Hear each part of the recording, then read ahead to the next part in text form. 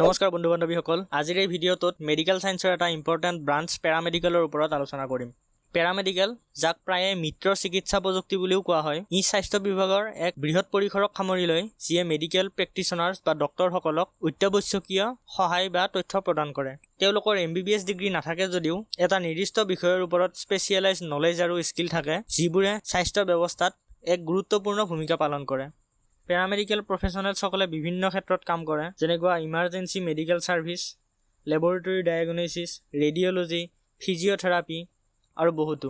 তেওঁলোকৰ বিশেষজ্ঞতাই ৰোগীৰ আগতীয়াকৈ ৰোগ ধৰা পেলোৱা আৰু সঠিক চিকিৎসা কৰাত ডক্টৰসকলক সহায় কৰে। কিছুমান সাধাৰণ পেৰামেডিকেল ভূমিকাসমূহৰ ভিতৰত আছে বডি ফ্লুইড আৰু টিছু পৰীক্ষা কৰা। বডি ফ্লুইডৰ এক্সাম্পল হ'ল ব্লাড, ইউৰিন এইবিলাক। এক্সৰেৰ দৰে চিকিৎসা ইমেজিং পদ্ধতি সম্পন্ন কৰা, জৰুৰীকালীন চিকিৎসা সেৱা প্ৰদান কৰা যিটোক আমি ইমাৰ্জেঞ্চি বুলি কওঁ, আদি বিভিন্ন ধৰণৰ কাম পেৰামেডিকসকলে পাৰফৰ্ম কৰে। পেৰামেডিকেল ফিল্ডৰ লগত জড়িত ব্যক্তিসকলক পেৰামেডিক্স বুলি কোৱা হয় আৰু তেওঁলোকৰ কিছুমান নিৰ্দিষ্ট বিষয়ৰ ওপৰত স্পেচিয়েলাইজ কোৰ্চ আৰু ট্ৰেইনিং লোৱা থাকে। পেৰামেডিকেলৰ ক্ষেত্ৰখনত কেৰিয়াৰ আৰম্ভ কৰিবলৈ হ'লে আমি প্ৰথমে পেৰামেডিকেল কোৰ্চবিলাকৰ বিষয়ে জানিব লাগিব।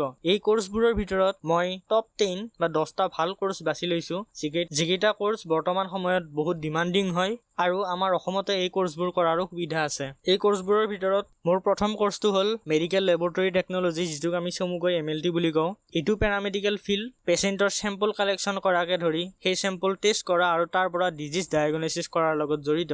মেডিকেল লেবৰেটৰী টেকন'লজি কোৰ্চটো আমি দুটা ধৰণে কৰিব পাৰোঁ। এটা হ'ল ডিপ্ল'মা কোৰ্চ আৰু এটা গ্ৰেজুৱেশ্যন কোৰ্চ। ডিপ্ল'মাটো ইউজুৱেলি 2 yearsৰ হয় আৰু যিটো গ্ৰেজুৱেশ্যন কোৰ্চ, সেই গ্ৰেজুৱেশ্যন কোৰ্চটো 3 পৰা 4 বছৰীয়া হয়। 2 নম্বৰ কোৰ্চটো হ'ল নাৰ্ছিং। নাৰ্ছিঙৰ 3টা কোৰ্চ আছে, ANM, GNM আৰু BSc নাৰ্ছিং। ANM আৰু GNMটোক ডিপ্ল'মা কোৰ্চ বুলি ধৰা হয় আৰু BSc নাৰ্ছিংটোক ডিগ্ৰী বা গ্ৰেজুৱেশ্যন কোৰ্চ বুলিও ধৰা হয়। 3 নম্বৰ কোৰ্চটো হ'ল ফিজিঅ'থেৰাপি। ফিজিঅ'থেৰাপিষ্টৰো ডিপ্ল'মা আৰু গ্ৰেজুৱেশ্যন দুয়োটা কোৰ্চে এভেইলেবল আছে। ডিপ্ল'মা কোৰ্চটো 2 বছৰীয়া আৰু ডিগ্ৰী কোৰ্চটো 4 বছৰীয়া কোৰ্চ হয়। পেৰামেডিকেল ফিল্ডত ফিজিঅ'থেৰাপিষ্টৰো এটা গুৰুত্বপূৰ্ণ ভূমিকা আছে।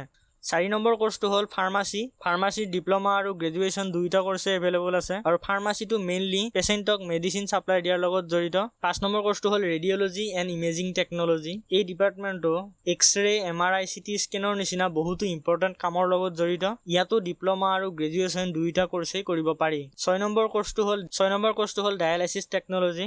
ডায়ালাইচিছ টেকন'লজিত মেইনলি পেচেণ্টৰ ব্লাড পিউৰিফাই বা ব্লাডটো ক্লিন কৰা হয়। যিসকল ব্যক্তিৰ কিডনী ফেইল হয় তেওঁলোকৰ ব্লাডত বহুতো ৱেষ্ট প্ৰডাক্ট থাকে আৰু সেই ব্লাডটো ক্লিন কৰাৰ কামটো কৰে ডায়ালাইচিছ টেকন'লজিষ্টে। ডায়ালাইচিছ টেকন'লজিৰো গ্ৰেজুৱেশ্যন আৰু ডিপ্ল'মা দুয়োটা কোৰ্চেই কৰিব পাৰি। 7 নম্বৰ কোৰ্চটো হ'ল অপাৰেশ্যন থিয়েটাৰ টেকন'লজি, যিটোক আমি OTT বুলিও কওঁ। এই ডিপাৰ্টমেণ্টটো অপাৰেশ্যন ৰুম ছেটআপ কৰা, অপাৰেশ্যনৰ বাবে পেচেণ্টজনক ৰেডি কৰা, অপাৰেশ্যন ৰুমটোত প্ৰপাৰ ষ্টেৰিলাইজেশ্যন মেইনটেইন কৰা আৰু অপাৰেশ্যনৰ সময়ত চাৰ্জন বা ডক্টৰজনক সহায় কৰাৰ লগত জড়িত হৈ থাকে। 8 নম্বৰ কোৰ্চটো হ'ল অপ্ট'মেট্ৰি। এই ডিপাৰ্টমেণ্টটোৱে চকুৰ দৃষ্টিশক্তিৰ লগত জড়িত বিভিন্ন ধৰণৰ পৰীক্ষা সম্পন্ন কৰে আৰু প্ৰয়োজন সাপেক্ষে চশমা বা লেন্সৰ যোগান ধৰে। কোৰ্চ নম্বৰ 9টো হ'ল নিউট্ৰিশ্যন এণ্ড ডায়েটেটিক্স।